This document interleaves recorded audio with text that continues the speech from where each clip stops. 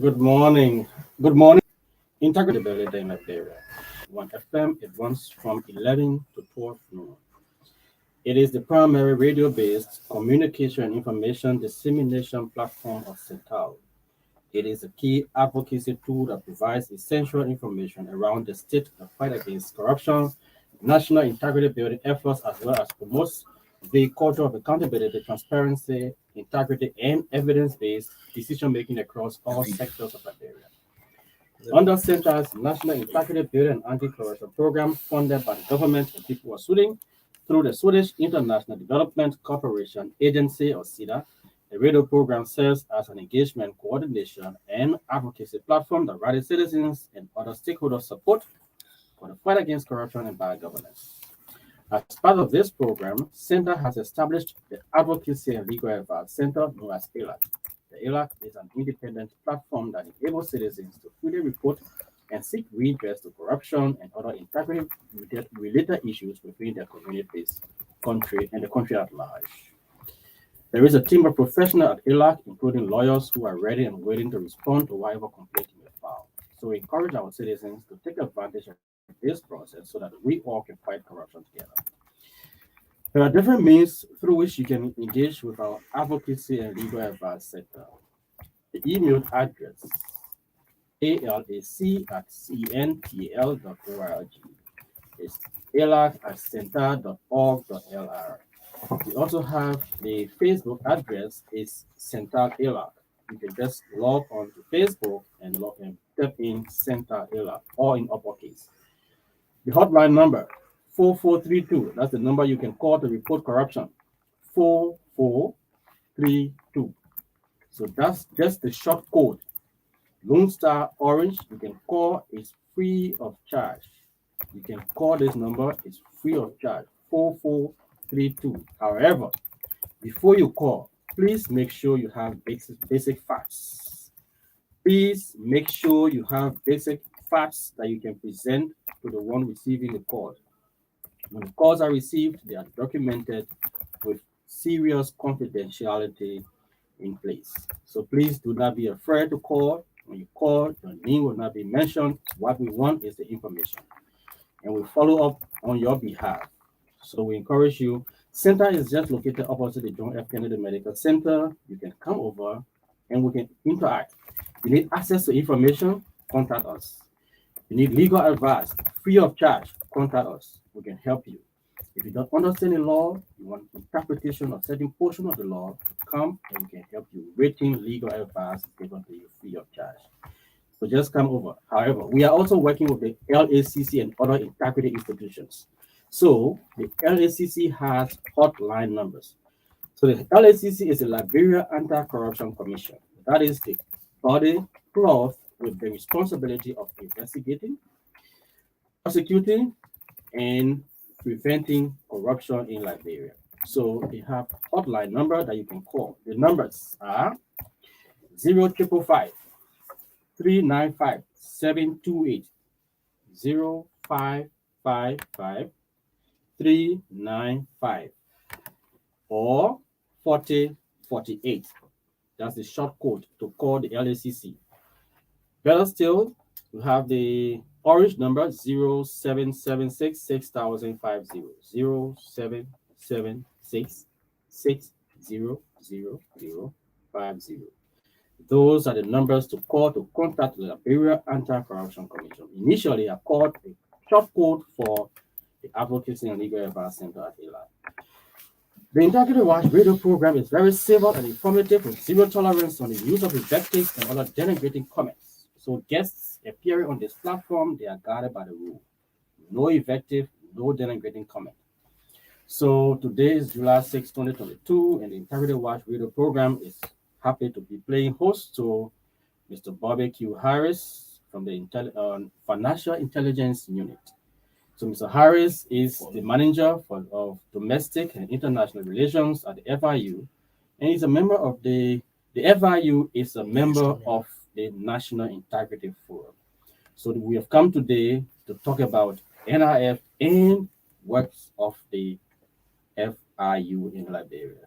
So before we go to little things that matter, let me just greet our guest in studio. Mr. Harris, good morning and welcome to studio. Good morning, my friend and brother. It's a wonderful privilege being here today. As you said, my name is Bobby Q. Harris. I'm representing my Director General, who is unavoidably absent today, attending to some pressing engagements. And as I said, it's a wonderful privilege to be here today to share this cozy studio, which I always follow. So today I have the means to be here today, the opportunity to share the platform with you today. So thank you. All right. So, as usual, we take little things that matter to just speak to His Excellency and talk on key national issues quickly before we go forward with our program. So, let's take little things that matter. One of the little things that matter, we want to greet His Excellency, the President of the Republic of Liberia, Dr. George Monrovia. Good morning, sir. And good morning to the peace loving people of Liberia. We hope and trust that everyone is doing well and the President is going about running the affairs of our country. And we say thank you, Your Excellency, so far for the work that you are doing, especially with other developmental initiatives. However, Your Excellency, there are things that we want to bring to your attention. Your Excellency, we are actually disappointed in your stance against corruption in Liberia. Like we said in our press conference last time, we said that and we're re-emphasizing that today. We are disappointed. Your stance against corruption tend to rather undermine the fight against corruption than supporting the effort of integrity institutions. Why do we say that? Integrity institutions were established by law to operate in Liberia to ensure that our governance system is strong and to ensure that our democracy work and work better for the people of Liberia. However, what has happened over the period, especially on your administration, has been the contrary rather than supporting them to do their work fully according to their mandates.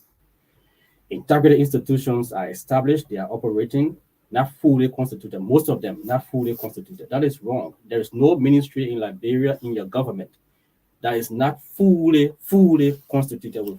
You don't have minister, you don't have deputy minister, or all of the cabinet, all of the ministers in full swing. Not one so far. But integrity institutions are still struggling with that. That is wrong.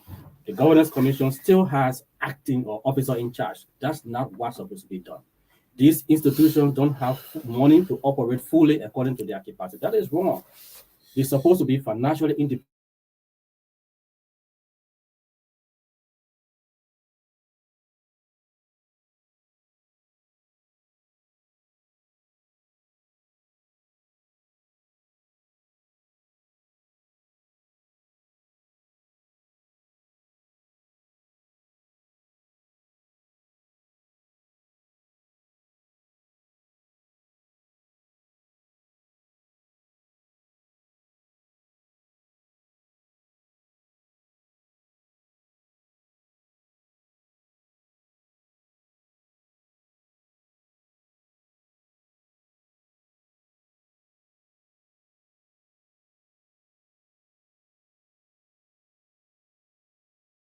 and operate independently.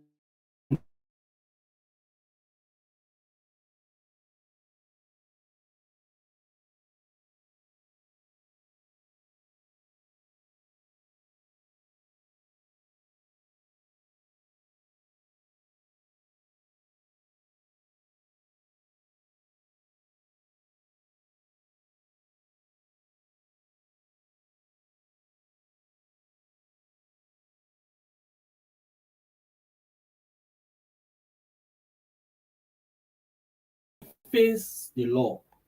We are not asking for them to be dismissed. If it requires their dismissal, let them be dismissed.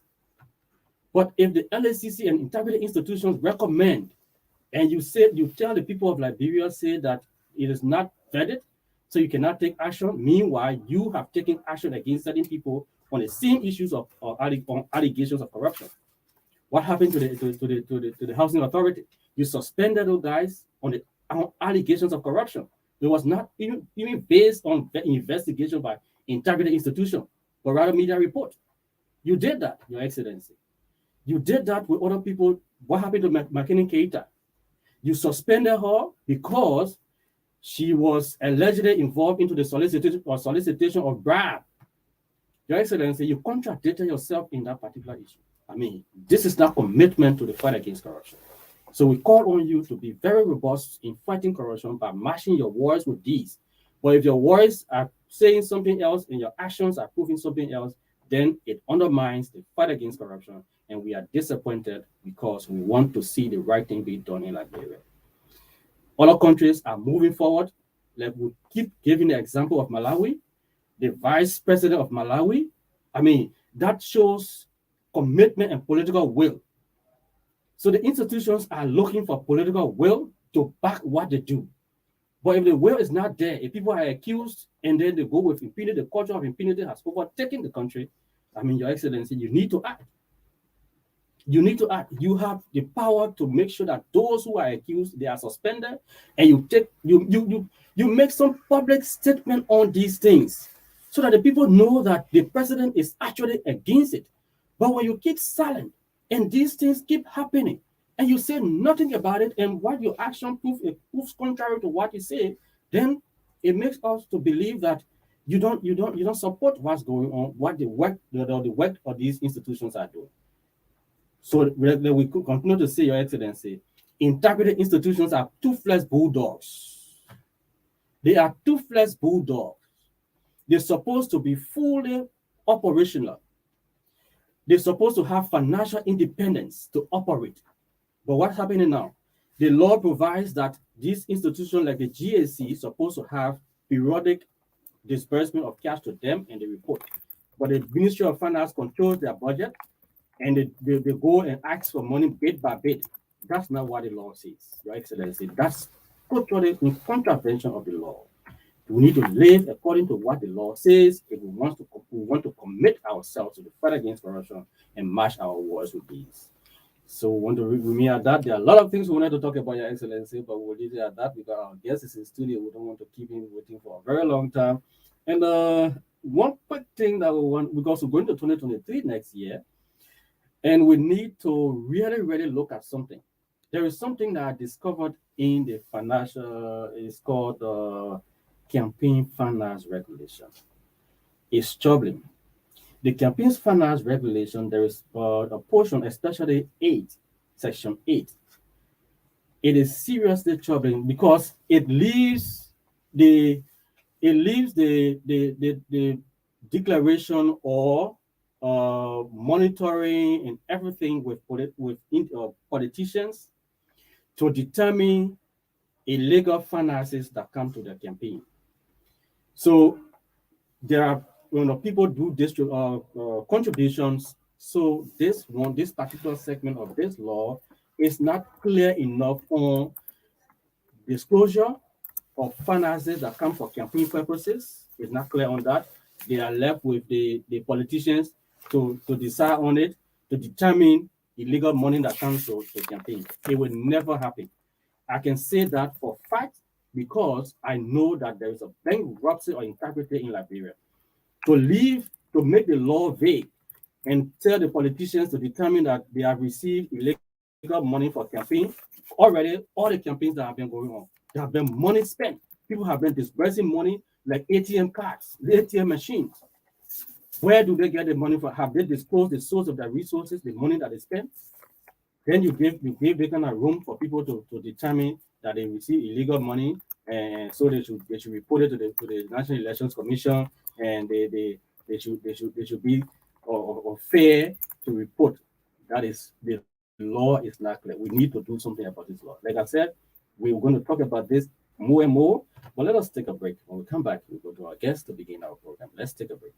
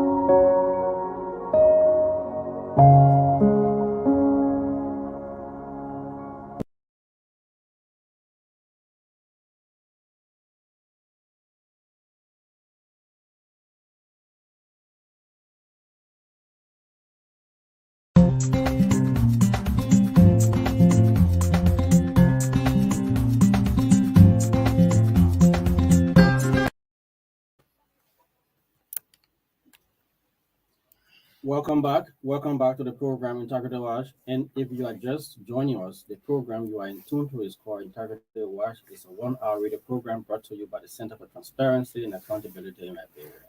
It is aired every Wednesday on Truth 96.1 FM.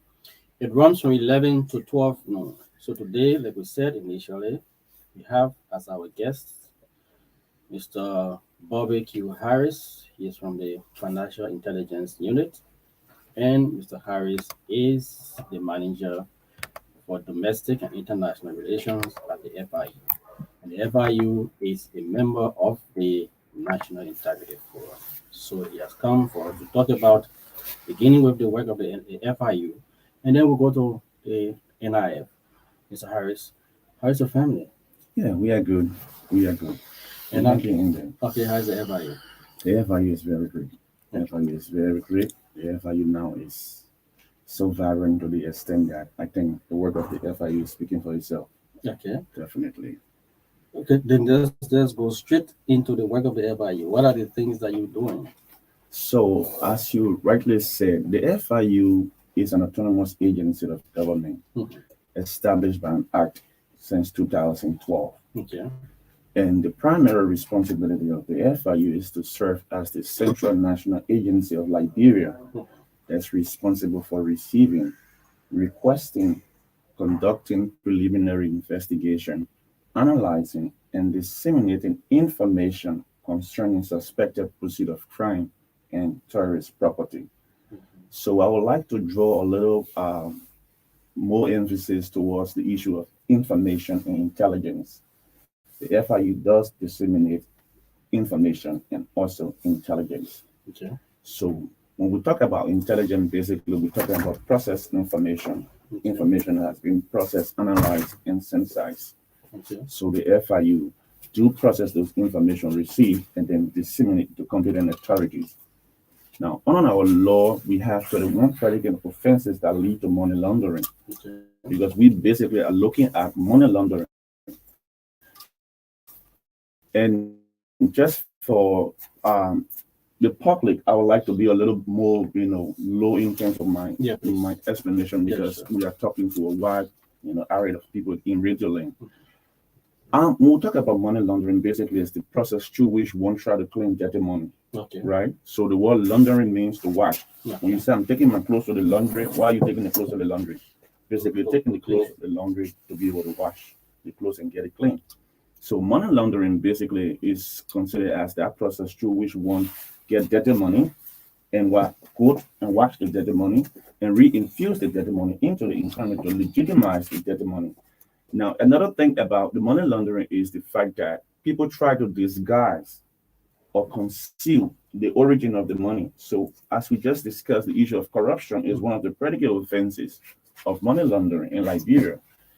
And recently the FIU the competent authorities along with the FIU just concluded what we call the National Risk Assessment of Money. I want you to please just give a little example of dirty money. What kind of money you consider? Assumably, somebody commit corruption, right?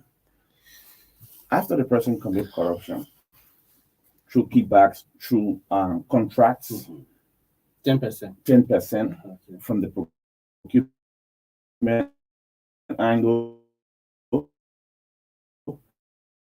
that money the person received is to identify the process through which they can be able to claim that dirty money. So the person would first try to place the money into the financial system, either deposit the money in the bank or transport the money through cross-border means. So the process of doing that, the next thing he tries to do is to layer the money. So when you're layering, is where you're trying to disguise the origin of the money.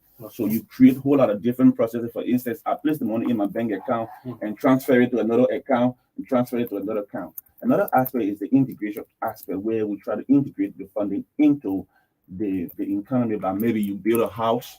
When you build that house and you start to rent the house and you pay taxes on that house, the rental you receive from that building is legitimized. The fact that you start paying taxes. But where was the origin of the money? Where did it come from? It came from corruption. Okay, so you stole the money, you built a house, you rented a house. You generated the money. So now the money now that you're generating becomes the clean money. Definitely become a clean money. All right. So that process of cleaning the money is what we call money laundering. And then on our law, we have 21 predicate offenses. So the FIU basically is one of the very key institutions. The FIU is considered as a linchpin to the transparency and accountability sector. The FIU by itself is a repository. Normally, we see the FIU as a mayfield, that institution that receive information and disseminate intelligence to competent authority. So the FIU will receive information assuming that this guy commit corruption, or maybe he deposit his money in the bank, or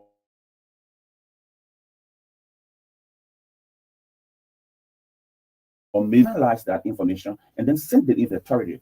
So the institution that is constituted or by law, which is the LCC, has that mandate and jurisdiction as relates to that predicate offense of corruption. So the FIU send that information to the LCC.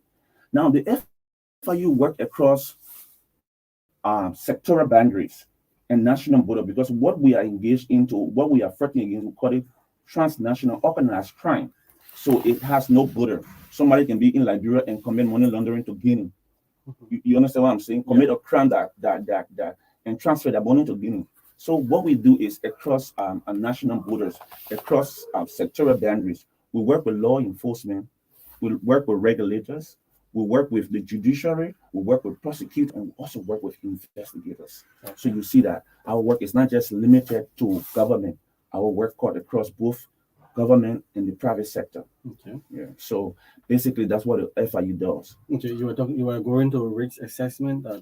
So as I was going through, the national risk assessment was done between the period 2018 to 2021, and the risk assessment report has the finding of the national risk assessment report has adjudged corruption as the most prevalent predicate offense, meaning that no, we have the corruption perception index, which is based on survey of perception, right? But the national risk assessment report was done on actual investigations. We went on the field and we collected informations. We interviewed people. We have documentations that are compiled as a result of our assessment, right? And then corruption was determined to be one of the most predicate offenses as it relates to money laundering. Next of it is what? Currency counterfeiting. So currency counterfeiting is another predicate offense that is in as prevalent on our law, within our jurisdictions. Then we also have transnational, trafficking in person. We have drugs trafficking, another predicate offense that is that is very prevalent according to the National Risk Assessment Report of Liberia. Okay. So we completed a national risk assessment, which is being published on our website and so many different institution websites. The e-mansion website, the Ministry of Finance website, you will see the national risk assessment. After we completed the national risk assessment, the next thing as a jurisdiction we were required to do is to do a national strategy. I brought one for you today. Okay. So we have also distributed the national strategy. This strategy grew out of the national risk assessment report, and specifically is trying to address, give the procedures or roadmap in how we can address those findings from the national risk assessment report and our first round of mutual evaluation. Okay. Back in the period 2010, the Intergovernmental Action Group Against Money Laundering, which is one of the 8 institutions of ECOWAS, it is actually, the headquarters is actually in Senegal. So they are responsible for promoting standards being promulgated by the Financial Action Task Force, called FATA. And they are a regional body for West African region with the 16 countries within West Africa. So they are the one that are monitoring and adopting those standards being provided by FATA. So back in 2010, Liberia underwent its first round of mutual evaluation. Disappointingly, we scored, let me just use the simple word, 0, because basically all of the FATA 40 plus, at that time it was 40 plus 9 recommendation, Liberia was relatively poor in the mutual evaluation. As a result of that mutual evaluation, recommendation came in the establishment of the Financial Intelligence Unit Act, the FIU Act, and then the institution thereby in 2014 came to full operation in 2014. Since then, the FIU has been working. Some of the findings of the first round of mutual evaluation was the fact that there was no FIU to coordinate the issue of money laundering. There was no FIU. The central bank was seen as the institution carrying on that function, and by law, because if Liberia is a signatory to all of the international treaties, especially under the United Nations conventions, if you see the United Nations Convention against transnational organized crime, if you look at Article 7B of that convention, it talks about the establishment of the Financial Intelligence Unit. Okay. And it was as a result of that convention that the Financial Action Task Force was established. So Liberia is a signatory of the UN Charter. As a result of that, Liberia is on an international requirement to abide by these international standards. So the establishment of the FIU is not just because somebody just wake up one day and say, oh, there must be an FIU. No. Liberia, normally our president go to the GE, right? The General Assembly, and give his speech and speak there. The fact that he's speaking there means that Liberia is part of the United Nations, and Liberia must abide by those standards or requirements of the United Nations. So that convention gave rise to the establishment of the Financial Action Task Force, that international intergovernmental body responsible for ensuring establishment of FIU and all of the legal regulatory framework are in place by all of the various jurisdictions. So as a result of this, we did the national risk assessment. We've done the strategy. This is a milestone accomplishment by the country. Okay. Liberia has never had a strategy on money laundering and terrorist financing. This strategy encompasses action items that is to be implemented by wide array of stakeholders, institutions, from law enforcement, investigators, judiciary, prosecutors. If you go there, you will see the action items. There are 8 strategic goals within this strategy, and the specific objective outlined on those strategic goals. So by September, Liberia is expected to go through a second round of mutual evaluation. Okay. So the first round we failed. Now we are going through the second round of mutual evaluation. It behooves us as a country. Normally people see money laundering to be an FIU thing. No, it's not an FIU thing. During my inception statement, I said it is the responsibility of wide array of institutions. So now I'm concerned that we are going to the second round of the evaluation. Are we doing well? Basically, the fact that we did our national risk assessment, we have first identified what are, because the risk assessment, what it does is that it creates an environment where we have identified our problem. So the next thing, we assess the problem, right? And then we understand the problem and then put in mitigating measures, right? So one of the identification of the national risk assessment and the first round of mutual evaluation is the current law of the FIU is very inadequate to address most of the key issues, because there are emerging issues. As time goes by, laws are made by the national legislature, right? But as time goes by, you think people change. 10 years ago, we were not discussing money laundering. Now we are discussing money laundering. As time goes by, things change, new things happen. So the current law of the FIU is not really adequate enough to address most of the outstanding deficiency that was identified by the National Risk Assessment and the first round of mutual evaluation. We currently have 2 laws before the conference committee. I want to use this time to extend my thanks and appreciation to Senator Sherman. Vani Sherman, he has been very receptive to the FIU. When the lower house passed the law, they sent it up to the Senate. And then we realized there were some issues as relates to the law. And then we worked with Councilor Sherman Judiciary Committee to modify the law and put the law in the right perspective as it relates to the international standard. For instance, the issue of visual access, visual access and visual access service provider, talking about big coins and all of those things, right? So those things we never had any measures from the law emanating from the lower house. So we work with Councilor Sherman. So the Senate Pro Tem has constituted the conference committee, which Mr. Sherman, Senator Sherman, is the chairperson of that committee at the level of the Liberia Senate. And Councilor Wessel also has been very instrumental and very receptive from the House of Representatives. He's also the chair of the conference committee at the House of Representatives, right? So the 2 committees are to meet and discuss, because the lower house passed the law and there was some key modification made at the upper house, right? I know sometimes I always use lower and upper, and sometimes it creates conflict. So the House of Representatives and the Senate, right? So the requirement on law is that whenever the Senate makes or modification in the law that's been sent by the House of Representatives, there has to be a conference. The both of them will meet and discuss the modification and see, along with Councillor Sherman's office. Yesterday I met with him. He's been very receptive. He's been very, very receptive to the FIU, and we are hopeful that they can pass this law before the end of this month. Mr. Harris, I'm asking the question again. Are we doing well? Second round of evaluation. Relatively, yes. Relatively, we are doing well. Okay. But there are so many issues that we need That's to. why I want us. There are so many issues that we need to clear before we can. One of the key things, because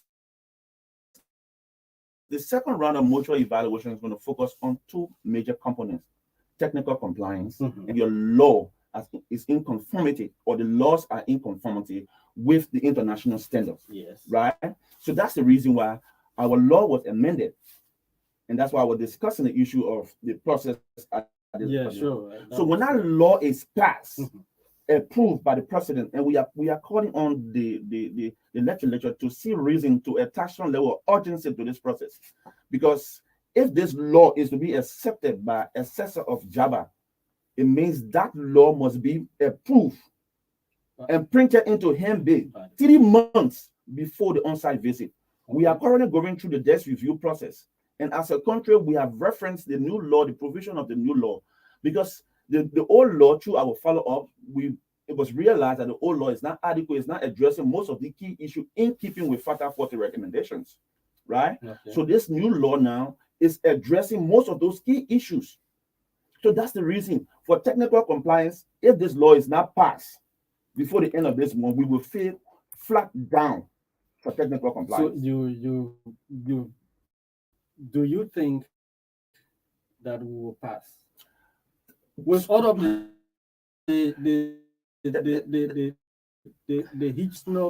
snail pacing? And that's why that's why we appreciate you bringing us on this platform. So, because the process of the fight against money laundering, which corruption happens to be one of the predicate offenses to money laundering, is a concerted and collective effort.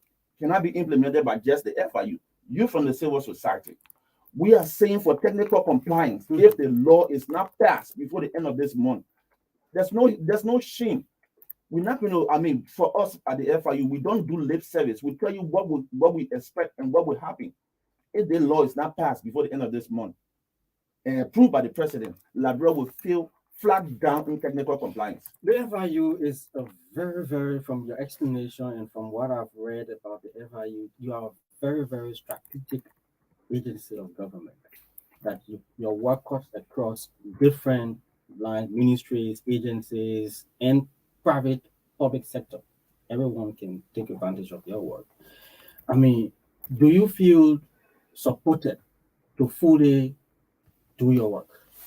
Yes, so far, since the establishment of the institution, because I've been there from 2014, I can tell you there has been relatively no undue influence or interference with our work. There has been, to my knowledge, there has been no undue influence as it relates to what we do operationally, right?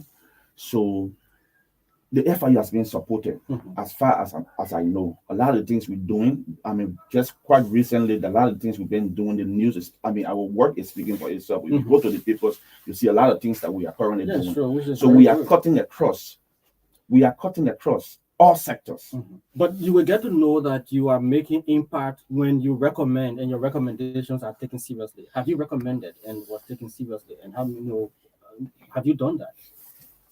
In the context of recommendation and it being taken seriously, I think we provide intelligence. We provide intelligence. Yes. And where our work stop is when we provide the intelligence, it is up to the competent authority. The competent authority are those institutions established by law to investigate or prosecute any one of those predicate offenses. As I said, on our law, there are 21 predicate offenses. So we're using the LCC as a case study because the LCC is a strategic partner to the FIU. The LRA is also a strategic partner. We have been working with the LCC and the LRA, and we have been making immense gains You know, the thing about the FIU is that a lot of the work the FIU does is that the FIU is always behind the curtain. So some of the accomplishment, even of the LRA, originates from the FIU. Okay. But the FIU will not be out there most of the time to raise the hand and say, oh, that we don't want to give the people the information. No. Normally, that our work is to provide. So we give you the pass and you score the goal. But what is he scoring the goal? At the number 9. Number 9, right? score the goal. So the number 9, everybody pressing. But let's look at the guy who's doing everything, the engine. We are the engine. Okay, Mr. Harris, before I go to the NIF, I'm a businessman. I'm doing this business, running a little shop, selling maybe dates or a few things. But within the twinkling of an eye, I built an estate, built an entire estate. And that's just the business I'm doing. I mean, does it trickle anything in for the FIU to check out to see what's the extra source of funding for this person to do this? It's the FIU responsibility to do that. The Have FIU, have you follow up on such a thing? so many different cases we have provided to the LCC, to the LRA. We have recovered a lot of funding. Just recently, you will hear the news. You know, the work the FIU does is sometimes the FIU is not really speaking out about these things. Until it's done, then we publish. Until it's done, because it's an investigation. We cannot be saying, oh, yeah, we're doing this one now and this thing. No. Our product speaks for us. There's so much recovery being made by the LRA through the FIU. Also, the LCC make requests to the FIU when they need information. When they carry on the investigation, the FIU is the LCC. The Ministry of Justice, we work with them. The Liberia Drugs Enforcement Agency, we work along with them. The LRS, Immigration Service, we're talking about trafficking in persons. Now, one of the things here that is key when we talk about organized crime, people commit these crimes not because they want to do it. They do it specifically for what we refer to as the proceed of the crime. So the work of the FIU is to ensure that we divest the criminal of the proceed. Because there's so many, a guy is involved in drugs trafficking, right? What he's doing the drugs for, he didn't just because he want to do drugs. No. You get the money. The money. Yeah. He gets that money, put it in the bank account. If you arrest the man, you take jail, his family living on the money. So if you get $2 million in the account, you lay now in jail maybe for 5 years, he's going to use that money to fight the system. Okay. Use the money to fight the system. So the work of the FIU is to ensure that we divest the criminal of that proceed. You understand what I'm saying? Okay. We try to get that money away, and that process is a legal process. Not that we are going to take your money for you. No. Yeah.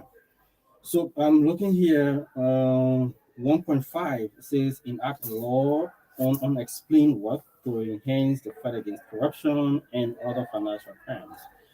This is very important. Like I asked, the question was on the basis of this that I saw about people getting wealth unexplained. Are you considering or are you doing further check on government officials who they make $2,000 or less than $2,000 and they get properties in less than 2 years that value millions? Are you considering those things as part of your? So the unexplained work first is the legal framework. We first have to look at the fundamental principle of our domestic law, which is the Constitution, right? The Constitution itself says you cannot incriminate yourself. So normally the burden of proof shift towards the prosecutor, which are the accuser. Yeah. So the unexplained wealth now will shift. That will be a specialized case. You will have to explain to us how you got your money. Yeah. So our current law does not give us that leverage for you to incriminate yourself. It is up to us to prove that your money that you got is unexplained. So that's why you see the investigation normally is painstaking. So we are recommending on this action item that there should be a law, especially for financial crimes. Yeah.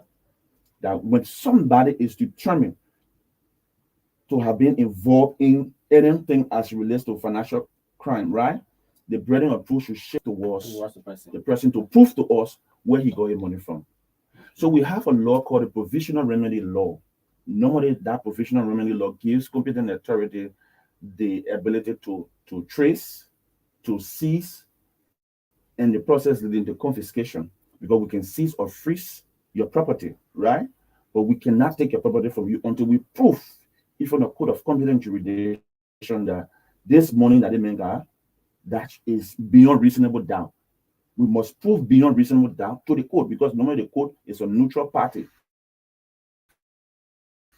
So you have party A, which is the criminal, suspected criminal, and you have party B, which is the prosecutor. Mr. Harris, the same question I asked about somebody doing business and getting maybe just a little shop and they're building this one. What about the government officials? So we have the PEPs regulation. Yeah. You say the PEP regulation, politically exposed person regulation. Yes. Right? And that regulation, if you follow that regulation, is strategically for government officials, politically exposed persons. Either you are appointed, not just appointed, but as long as you are involved in approving contracts and issuing of checks, you're a politically exposed person. So for you now, if you're a controller, you're a procurement director, you're a politically exposed person. You don't have to be appointed by the president's office to be a politically exposed person. Your brother, your sister, your fiancé, they are all part of the chain of politically exposed person. Okay. And that regulation places politically exposed person in different categories as compared to ordinary citizen. So you, as a politically exposed person, financial institutions, reporting entities are required by law to put certain measures in place in terms of dealing with you.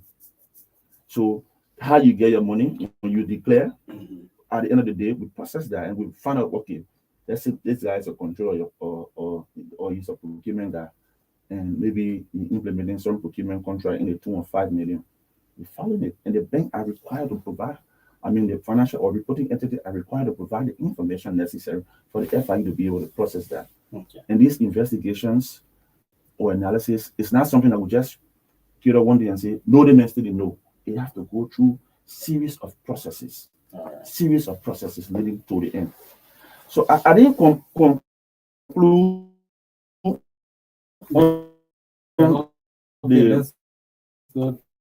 on the mutual evaluation. All right. And normally you see when we're discussing the issue of money, it's so vast enough that sometimes the time just seems a little bit too short to discuss that issue. I want to place more emphasis on the second round of mutual evaluation, because if we don't perform well in this mutual evaluation, we're going to be rated low. And if we are rated low, we will be seen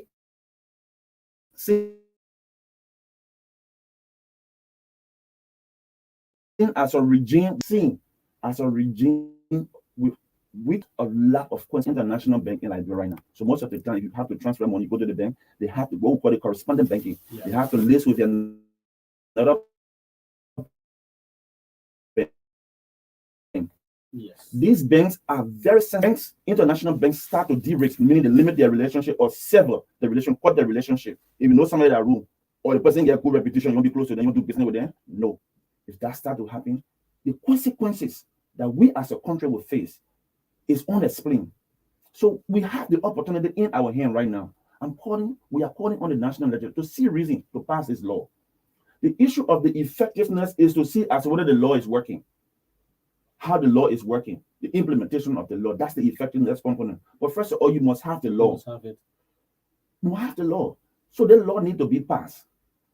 Come September, it's not the FIU is going to be evaluated or reviewed. Liberia is going to be reviewed. The Liberia Justice Enforcement Agency, the LRA, these assessors, when they come on ground, they're going to visit each of these institutions individually and ask them specific questions, because we have the National Risk Assessment Report. We say corruption is the most, we say trafficking in person, we talk about currency counterfeiting, we talk about drugs trafficking. They're going to visit all of these institutions.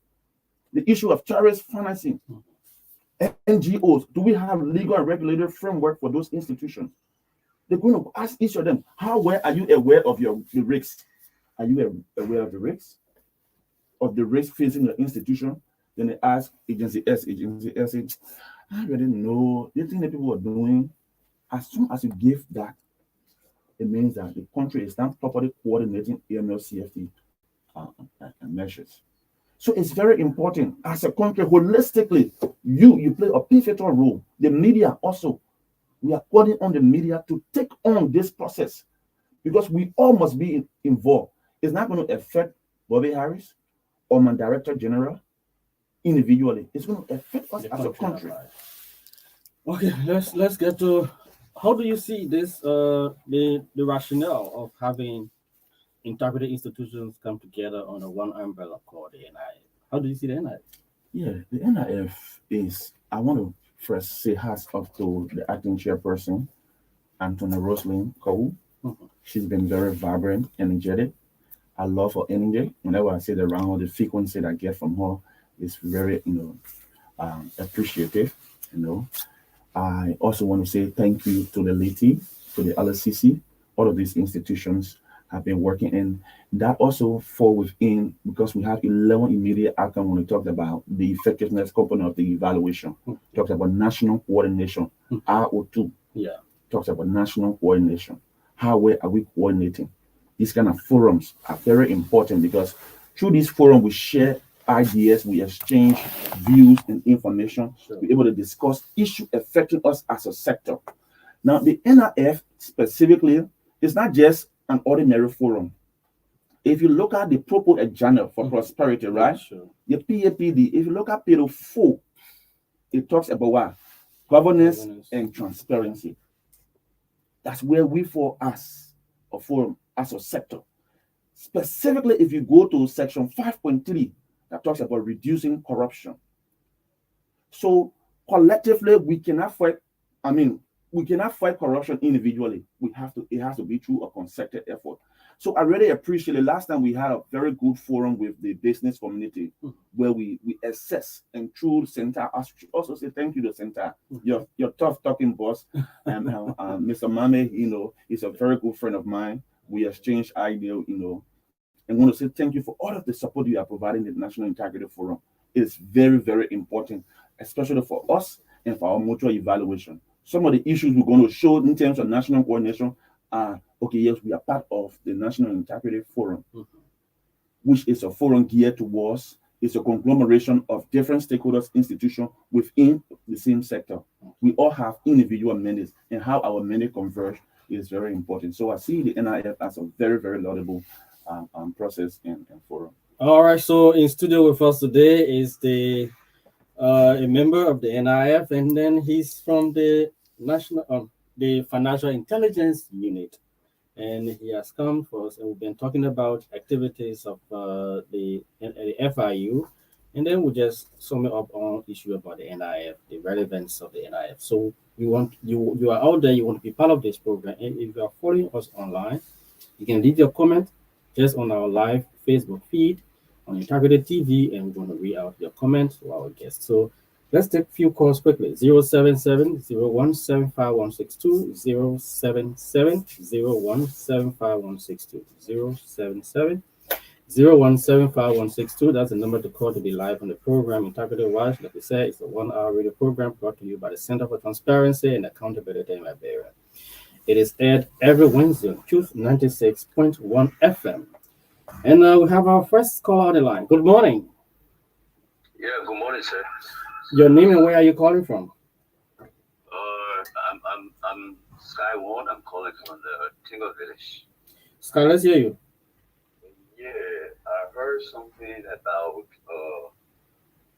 how money laundering stuff. How people would be arrested and charged if the money they get is not in a proper manner. Okay. Is that in general? Because there are some people they'll go and work outside Liberia, they'll bring their cash back to Liberia, and they be arrested at the airport or in Liberia when they are building houses.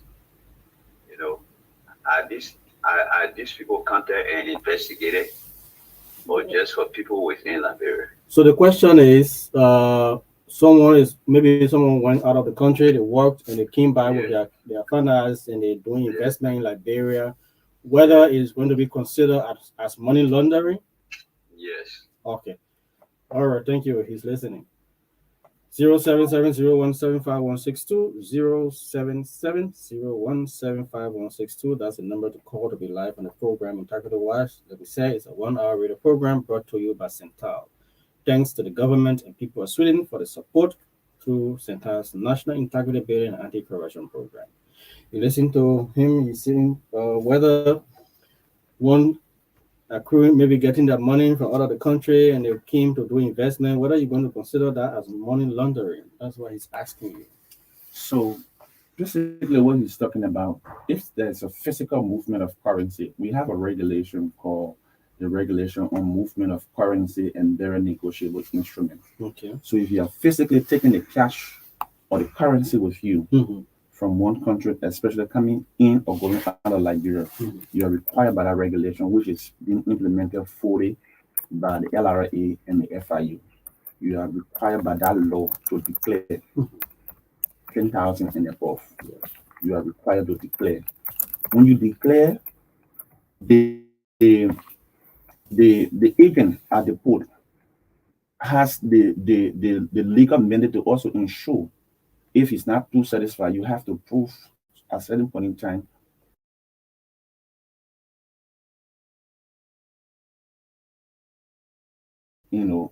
where you got to clear. If you fail to clear, assuming you are carrying 15,000, the law gives us that power to exercise administrative confiscation, right? To take that money from you, and then we have 33% of that money that will go to government covers at the end of the day. But you will have to prove where you got the money from. If you fail to declare, or you don't declare, or you partially declare, then you have 15,000, and you say you get 10,000. In that instance, to get that money, you have to push the cost maybe through your business. You have to show us the business you're doing. And at certain point in time, you can even go beyond. If you are doing business, you're taking the money, sometimes you want to see your tax record and just all of these things, your bank statement, maybe you withdrew the money from the bank. The full different information will be requested if you are physically moving the money, right? So if it is gone through the financial system, basically, therefore is also monitoring that process, right? Therefore is monitoring that. So the thing about money laundering is that we're not just going to see you today and say, oh, you're going to because you have the money. You under the law, you have the latitude to prove the cost, assuming you have 20,000 in your hands, you have to prove the cost. In fact, you didn't declare the money. If you declare the money, you can go along with your money, but at some point in time, if the agent require it and you prove at the moment, if you declare 20,000, one of the law is given that latitude to also ensure when you get the money. Okay, let's get to that information. Yeah, so I just want to use this time to say thank you to Cynthia and thank you to the National Intelligence Forum on behalf of my voice and Edwin Harris. So a very big thank you to Edwin. He's been very supportive and he's a very energetic man. His passion, we all share his passion to ensure that we are fully implementing what the mandates of the FIU require us to do. But before I part, I would like to also use the medium once more to call on the national legislature in the office of the president to see reason to pass the law. I mean, we are running out of time. We are running out of time as a country. We have done so much so as a country to just. You brought something about the president. Do you feel supported by the presidency? Yes, the president has given his commitment and is working as seriously. I mean, his commitment. With Look at the FIU budget right now. To the national budget, you will see a massive increment in the FIU budget. Okay. So I mean, before then we were around 600,000.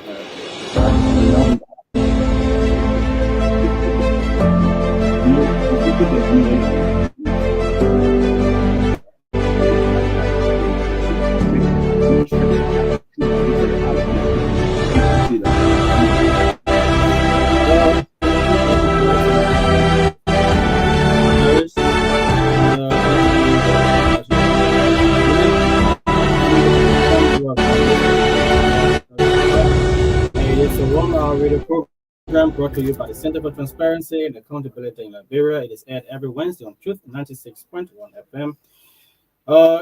The repeat of this program is on Sunday from 9 to 10 p.m. My name is Sam Zota. I'm the Media and Communications Officer. My colleague Mark Wandau has been behind the camera, making sure our visibility goes beyond the studio on Integrity TV. Join us next week for another fresh edition of the program. Better still, Sunday, 9 to 10 is a repeat. Goodbye.